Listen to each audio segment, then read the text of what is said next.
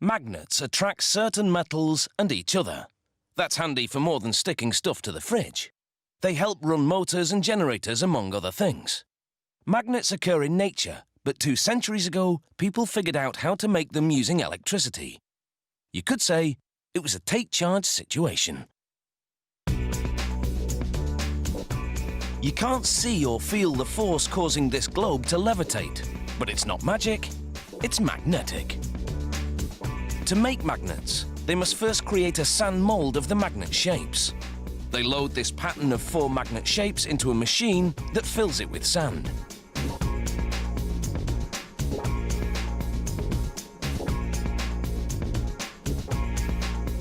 They remove the pattern and smooth the surface, dimpled by the machine's lid. Then it's back inside, but this time the machine pumps in gases to chemically harden the sand. It takes just seconds to solidify. They lift out the sand slab, revealing the impression of the magnet pattern. It's now a mold. Magnets come in many shapes and sizes, as do their molds. Now they're ready to mold the magnet shapes.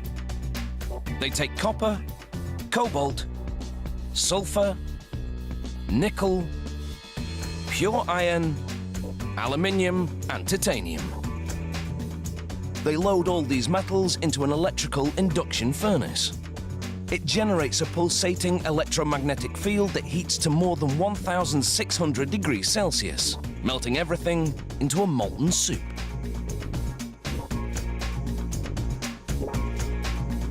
They pour this into the sand molds.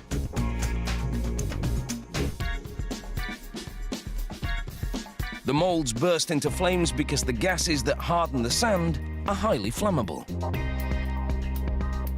They slide the blazing molds to another part of the foundry and knock them to the floor.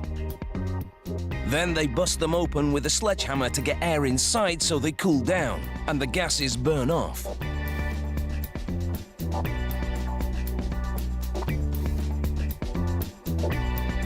They shovel everything into a bin and sort the metal shapes from the sand chunks using what else? A magnet. The molded pieces react like ordinary metal. They don't yet have magnetic power. Some are shaped like rings. Threaded onto a copper pipe, they'll be used in electric motors. They place the ring-covered pipe in a much larger tube. Then they center it by packing silica sand tightly around it. The sand will hold the rings in position during the next step.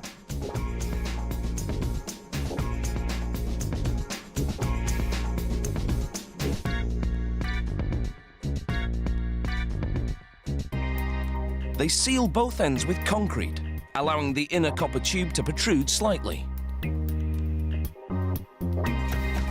Then it's into a different electrical furnace. It heats the tube full of magnet shapes until it's red hot. This primes them to accept an electromagnetic field which will be delivered by this metal rod. They slide it down the center of the copper pipe and clamp it in place. Water keeps the pipe from melting as they deliver a low-voltage, high-current charge in a cylindrical formation, important for motor magnets. They break open the seal. The process has left the ring shapes mildly magnetized, but most importantly, it's orientated the magnetic field properly. They grind away any rough edges.